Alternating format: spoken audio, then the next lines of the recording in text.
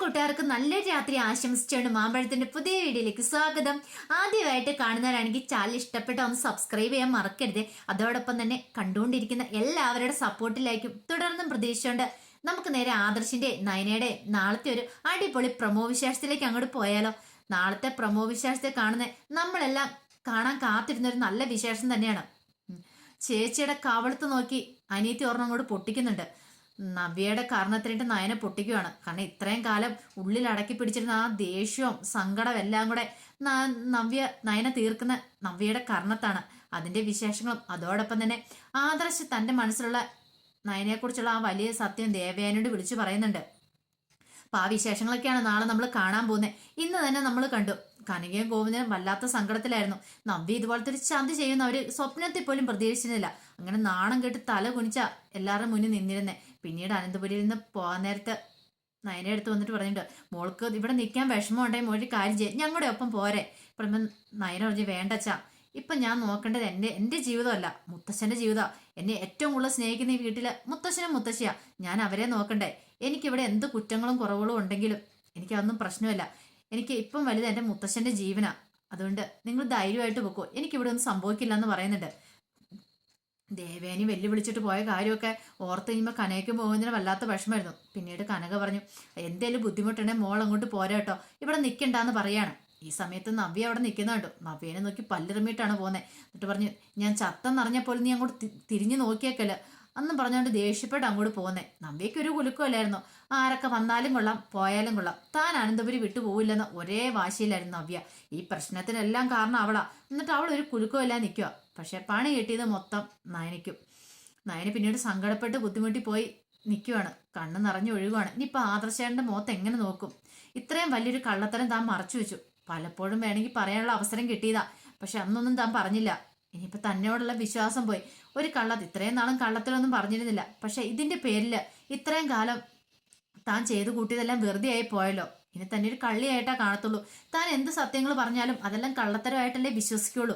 അതൊക്കെ ഓർത്തപ്പോ എനിക്ക് സങ്കടം സഹിക്കാൻ പറ്റുന്നുണ്ടായിരുന്നില്ല. അങ്ങനെ കരഞ്ഞോണ്ട് നിൽക്കുന്ന സമയത്ത് നവ്യ അങ്ങോട്ട് വന്നിരിച്ചു, നീ എന്തിനാ ഈ കരഞ്ഞോണ്ട് നിൽക്കുന്നേ? ഇവിടെ എന്തേലും ആർക്കെങ്കിലും സംഭവിച്ചോ എന്ന് ചോദിക്കുകയാണ്. ഇത് കേട്ടപ്പോൾ നയനയ്ക്ക് നല്ല ദേഷ്യം വന്നു. നീ എന്നെ കണ്ടുപിടിക്കുക, ഇത്തരം പ്രശ്നങ്ങളൊക്കെ ഉണ്ടായിട്ടും ഞാൻ നല്ല ബോൾഡായിട്ട് നിന്നില്ലേ, ഒറ്റയ്ക്ക് പൊരുതി നേടിയില്ലേ? അല്ലെങ്കിൽ കാണായിരുന്നു ഇപ്പൊ ഇറങ്ങി പോകാൻ പറഞ്ഞ ഉടനെ അവരുടെ കൂടെ അങ്ങ് ഇറങ്ങി പോയിട്ടുണ്ടായിരുന്നെങ്കിലേ എന്താ സംഭവിക്കും? നമുക്ക് തന്നെ പോവും. ഇവിടെ നമ്മൾ പൊരുതി നിൽക്കണം, അതാ ചെയ്യണ്ടേ. അല്ലാതെ ഇവിടെ ഇവരിങ്ങനെ പറഞ്ഞു നിർത്തേണ്ട ആ സമയത്ത് തന്നെ കരഞ്ഞോണ്ട് ഇറങ്ങിപ്പോയാണ്ടല്ലോ, പിന്നീട് അതിന് മാത്രമേ സമയം കാണത്തുള്ളൂ. നീ ഇച്ചിരി ഒന്നും ബോൾഡ് ആവാനെന്നൊക്കെ പറഞ്ഞിട്ട് നവ്യ നയനെ കുറ്റപ്പെടുത്തുക. നയനയ്ക്ക് അങ്ങോട്ട് സഹിച്ചില്ല. നയനേന്ദ്രൻ കാരണം ഒറ്റ ഒരെണ്ണം കൂടെ കൊടുക്കുവാണ് ആ കാരണത്തിനിട്ട് നവ്യയുടെ. ഇത്രയെല്ലാം കാണിച്ചു കൂട്ടി വെച്ചതും പോരാ, എന്നിട്ട് എൻ്റെ മുന്നിൽ ഒന്ന് പ്രസംഗിക്കാൻ നാണമില്ല ചേച്ചിക്ക്. ചേച്ചിന്ന് വിളിക്കാൻ തന്നെ എനിക്ക് അറപ്പാവുന്നു. ചേച്ചി എന്ന് പറഞ്ഞിട്ടുണ്ടെങ്കിൽ ഒരു അമ്മയുടെ സ്ഥാനമാണ്. എന്നിട്ടോ കാണിച്ചു കൂട്ടിയതൊക്കെ എന്താ? പലപ്പോഴും ഞാൻ പറഞ്ഞിട്ടില്ലേ ഈ പരിപാടിക്ക് പോവണ്ടാന്ന്. എന്നിട്ട് എന്താ ചെയ്ത്? എല്ലാവരും തുറന്നു പറയാന്ന് പറഞ്ഞു.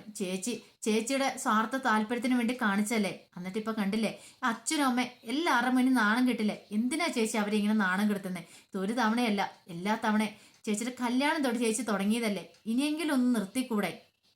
സഹിക്കുന്നതിനും ക്ഷമിക്കുന്നതിനും ഒരു പരിധിയുണ്ട്. ചേച്ചി ആയിപ്പോയി, അല്ല ഞാൻ തല്ലി കൊന്നേനം. അത്രയ്ക്ക് എനിക്ക് ദേഷ്യമുണ്ട്. എൻ്റെ മനസ്സിലെ വിഷമം എന്നല്ല, അല്ലെങ്കിലും അച്ഛൻ്റെ അമ്മയുടെ വിഷമം പോലും മനസ്സിലാക്കാനായിട്ട് ചേച്ചിക്ക് സാധിച്ചല്ലോ. അങ്ങനെയെങ്കിലും കഴിയുമായിരുന്നെങ്കിൽ ചേച്ചി വൃത്തിയായിട്ട പരിപാടി കാണിക്കായിരുന്നില്ല. ഇതിന്റെ പേരിൽ ഈ കുടുംബത്തിൽ എന്തൊക്കെ പ്രശ്നങ്ങളുണ്ടായി. എന്നിട്ട് ഒരു നാണമില്ലാതെ വീണ്ടും വന്ന് ചെലച്ചുകൊണ്ട് നിൽക്കുന്നു. ഇത് കേട്ട് നവ്യ പറഞ്ഞു, അതെ എൻ്റെ അപ്പോഴത്തെ സിറ്റുവേഷൻ അങ്ങനെയായിരുന്നു, നിനക്കത് അറിയാലോ. ഞാനാണോ തെറ്റിയത്? എന്നെക്കാളും തെറ്റിയത് അഭി ഇവിടെ ഉണ്ടല്ലോ. അവയ്ക്ക് ഒരു കുഴപ്പമില്ല. പിന്നെ ഞാൻ മാത്രം എങ്ങനെ തെറ്റിയാരോ? എന്നെ പോലെ തന്നെ തുല്യമായിട്ട് തെറ്റ് ചെയ്താ അവന് വീട്ടിൽ നിന്ന് ഇറങ്ങണം. അതിനാർക്കും താല്പര്യമില്ലായിരുന്നു. പിന്നെ ഞാനിതിനെ വീട്ടിൽ നിന്ന് ഇറങ്ങിപ്പോന്നേ എന്ന് പറഞ്ഞിട്ട് നവ്യ ദേഷ്യപ്പെട്ട് അങ്ങോട്ട് കയറിപ്പോവാണ്. എനിക്ക് ആകപ്പാടെ ദേഷ്യം വന്നിട്ട് ഒരു രക്ഷയില്ലായിരുന്നു. പിന്നീട് കാണിക്കുന്ന ദേവേനി ആദർശിന്റെ അരിയിലേക്ക് ചെല്ലുമായിരുന്നു. ആദർശിന്റെ അരിയിൽ ആദർശ് ഇങ്ങനെ ആലോചിച്ചുകൊണ്ട് നിൽക്കുക, ഞാൻ അറിഞ്ഞിരുന്നില്ല മോനെ, നീ ഇത്രയും വലിയ സങ്കടം ഉള്ളിൽ നടന്നിരുന്നേ. നിനക്ക് ഒരു വാക്ക് അമ്മയോട് തുറന്നു പറയാൻ മേലായിരുന്നു. എത്രയോ വട്ടം ഞാൻ നിന്നോട് ചോദിച്ചാ എന്താണ് പ്രശ്നം, മുത്തശ്ശൻ എന്തേലും പ്രശ്നമുണ്ടോ? പക്ഷെ പലപ്പോഴും നീ എന്നെ നിന്ന് വഴുതി മാറിയതല്ലാതെ സത്യങ്ങളൊന്നും പറഞ്ഞിരുന്നില്ല. പക്ഷെ ഇത്രയും തീരുന്ന് നീ ജീവിക്കണമായിരുന്ന മോനെന്ന് ചോദിക്കണം. അപ്പൊ ആദർശ് പറഞ്ഞു, അത് ആരും അറിയരുതെന്ന് മുത്തശ്ശൻ പറഞ്ഞിട്ടുണ്ടായിരുന്നു. അത് മാത്രമല്ല, മുത്തശ്ശൻ എല്ലാവരും അറിയുന്നതിനോട് താല്പര്യമില്ലായിരുന്നു. എല്ലാവരും സഹതാപ കണ്ണുകൾ കൊണ്ട് നോക്കും. അത് ഏറ്റവും വലിയ ദുഃഖമാണ്. ഇപ്പൊ മുത്തശ്ശിയുടെ അവസ്ഥ തന്നെ കണ്ടില്ലേ, പാവം എത്രമാത്രം സങ്കടപ്പെടുന്നുണ്ട്. ഈ സങ്കടം കാണാൻ പറ്റാത്തോണ്ടാ മുത്തശ്ശൻ പറഞ്ഞു ആരോടും പറയണ്ടെന്ന് പറഞ്ഞ്. ഇത് സങ്കടം ഒളിപ്പിച്ച് വെച്ച് ഞാനും അച്ഛനും ഒക്കെ എത്രമാത്രം വേദനിച്ചെന്നറിയോ. അമ്മ ഓരോ തവണ കുറ്റപ്പെടുത്തുമ്പോഴും ഇതെന്റെ ഉള്ളിലുണ്ടായിരുന്നു. അമ്മയ്ക്കറിയാവോ, ഇന്ന് വരെ ഞാൻ നയനെ സ്നേഹിച്ചിട്ടില്ല. എൻ്റെ ജീവിതത്തിലേക്ക് ഞാൻ അവളെ ക്ഷണിച്ചിട്ടില്ല. പക്ഷെ മുത്തശ്ശിന് വേണ്ടിയിട്ടാണ് ഞാനിപ്പോൾ ഇത്രയും കാലം അവളെ സ്നേഹിക്കുന്നതായിട്ട് അഭിനയിച്ചുകൊണ്ടിരുന്നത്. പലപ്പോഴും അമ്മയ്ക്കത് മനസ്സിലായില്ലെന്ന് എനിക്ക് തോന്നിയിട്ടുണ്ട്. കാരണം എന്നെ കുറ്റപ്പെടുത്താനായിരുന്നല്ലോ അമ്മയ്ക്ക് താല്പര്യം. പക്ഷെ സത്യാവസ്ഥ അതൊന്നും അല്ലായിരുന്നു. മുത്തശ്ശൻ്റെ അസുഖവരെ അറിഞ്ഞേ പിന്നെ മുത്തശ്ശന് ഒരിക്കലും സങ്കടപ്പെടുത്തില്ല. അതിന് വേണ്ടിയിട്ട് മാത്രമായിരുന്നു ഞാൻ അവളെ സ്നേഹിക്കുന്നതായിട്ട് അഭിനയിച്ചേ. പക്ഷെ ഇനി അത് തുടർന്നുകൊണ്ട് പോകാൻ എനിക്ക് ആഗ്രഹമില്ല. കണ്ടു, മുത്തശ്ശന്റെ കാലം കഴിയുന്നോടം വരെ അവൾ ഈ വീട്ടിൽ നിൽക്കുകയുള്ളൂ. അതിനുശേഷം അവൾ ഈ വീടിന്റെ പുറത്താ. ഒരിക്കലും അവളെ എൻ്റെ ജീവിതത്തിലേക്ക് ഞാൻ എൻ്റെ ഭാര്യയായിട്ട് കൊണ്ടുവരില്ലെന്ന് പറയാണ്. ഇത് കേട്ടും ദേവേനിക്ക് അങ്ങോട്ട് സന്തോഷമായി. ദേവേന്റെ ഉള്ളിലിപ്പോൾ അത് തന്നെയല്ലായിരുന്നു. ദേവേനി പറഞ്ഞു അല്ലേലും അത് അങ്ങനെയാടാ മോനെ പറ്റുള്ളൂ. കാരണം എനിക്കിപ്പോൾ ഇഷ്ടമുണ്ടായിട്ടല്ല അവളെ ഇന്ന് വീട്ടിൽ നിന്ന് പറഞ്ഞു വിടാത്തെ. അച്ഛന് വേണ്ടിയിട്ട്, അച്ഛൻ്റെ ആരോഗ്യസ്ഥിതി ഓർത്തിട്ട് മാത്രമാണ്. എന്തേലും സംഭവിച്ചു പോയിട്ടുണ്ടെങ്കിൽ ഇപ്പം അത് നമുക്കൊരു തീരാ വേദനയാകും. അതുകൊണ്ട് ഒരു കാരണവശാലും അച്ഛൻ്റെ മനസ്സിനൊരു സങ്കടം വരില്ല. അതോർത്തിട്ട് മാത്ര. അല്ലെങ്കിൽ പണ്ടേ അവളുടെ ചേച്ചിനോടെ അടിച്ചിറക്കണ്ട. എന്തൊക്കെ നാടകങ്ങളാണ് കളിച്ചേ. അല്ലെങ്കിൽ ഇങ്ങനെയൊക്കെ ചെയ്യാൻ കഴിയുമോ? നിനക്ക് എന്ത് വിശ്വാസമായിരുന്നു നിന്റെ ഭാര്യേനെ. പറഞ്ഞിട്ട് കാര്യമില്ല. ഇങ്ങനെയാണെങ്കിൽ അവൾ എന്തൊക്കെ കള്ളത്തരങ്ങൾ പറഞ്ഞാണ്. ഇപ്പോഴല്ല, ഇതിനു മുമ്പ് തന്നെ. അതെല്ലാം വിശ്വസിച്ച നമ്മൾ മണ്ടന്മാര്. ഇനിയെങ്കിലും നീ നിന്റെ ഭാര്യേനെ മനസ്സിലാക്കാൻ പറയാം. ആദർശം ഇപ്പം എനിക്ക് മനസ്സിലായി. എൻ്റെ മനസ്സിൽ പോലും ഒരിക്കലും അവൾ ഇനി ഉണ്ടാകത്തില്ല. മുത്തശ്ശന് വേണ്ടി മാത്രം അവളോട് ഞാൻ ക്ഷമിച്ച് വീട്ടിൽ നിർത്തുക. കാണിച്ചു കൊടുക്കുന്നുണ്ട് ഞാനെന്ന് പറഞ്ഞ് ആദർശം അങ്ങോട്ട് പോവാ. ദേവേനിക്ക് സമാധാനമായി. ഇത് തന്നെയായിരുന്നു ദേവേനി മനസ്സിൽ ആഗ്രഹിച്ച കാര്യം. പിന്നീട് കാണിക്കുന്ന അഭി നേരെ ചെല്ലുന്ന ജലജയുടെ അടുത്തേക്കായിരുന്നു. ജലജയുടെ അടുത്തേക്ക് എന്നിട്ട് ഇപ്പൊ ജലജ ഇങ്ങനെ തലയ്ക്ക് കൈയോട് താവപ്പാട്ട് അനുസരിച്ചിരിക്കുക. അഭി എന്നിട്ട് ചോദിച്ചു, അല്ല അമ്മ എന്ത് പരിപാടിയാ കാണിച്ചേ? അമ്മയ്ക്ക് എന്നാ അമ്മ അത്ര പ്രശ്നങ്ങൾ ഉണ്ടായ സമയത്ത് നല്ലൊരു ചാൻസ് ആയിരുന്നു. അമ്മയ്ക്ക് സ്ട്രോങ് ആയിട്ട് അവിടെ നിന്ന് പറയാൻ മേലായിരുന്നോ അവളെ ഇവിടെ നിർത്താൻ പറ്റില്ല, ഇറക്കി വിടണമെന്ന്. അമ്മ എന്നെ ഒന്നും മിണ്ടായിരുന്നെന്ന് ചോദിക്കുകയാണ്. ജലജ ആദ്യമൊന്നും മിണ്ടിയില്ല. അമ്മയ്ക്കാണ് ഇതിനേക്കാളും കൂടുതൽ ചാൻസ് കിട്ടാനുണ്ട്. അവൾ പ്രഗ്നന്റ് ആണെന്ന് പറഞ്ഞ് ഇത്രയും കാലം എല്ലാവരും പറ്റിച്ചല്ലേ.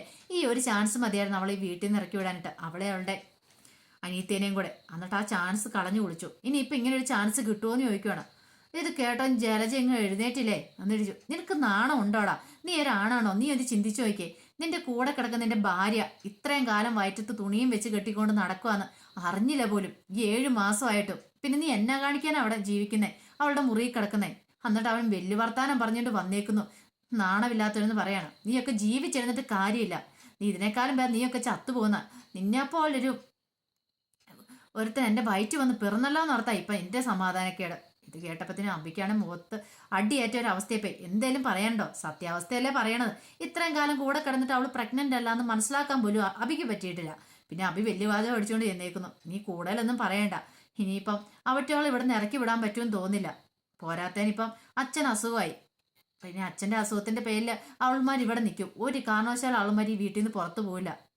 അതിനുള്ള തന്ത്രങ്ങൾ അവൾമാർ ഇനി മെനഞ്ഞു കഴിഞ്ഞിട്ടുണ്ടായിരിക്കും. രണ്ടുപേരും കൂടി ഒത്തുകൂടിയിട്ടുണ്ടല്ലോ, ഈ വീട് തന്നെ മുടിപ്പിക്കും.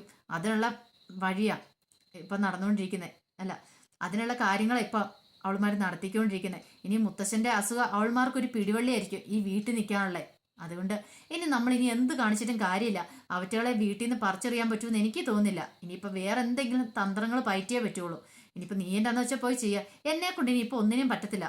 കാരണം അത്രയും വരെ ഞാൻ കണ്ടുപിടിച്ചോണ്ട് വന്നു.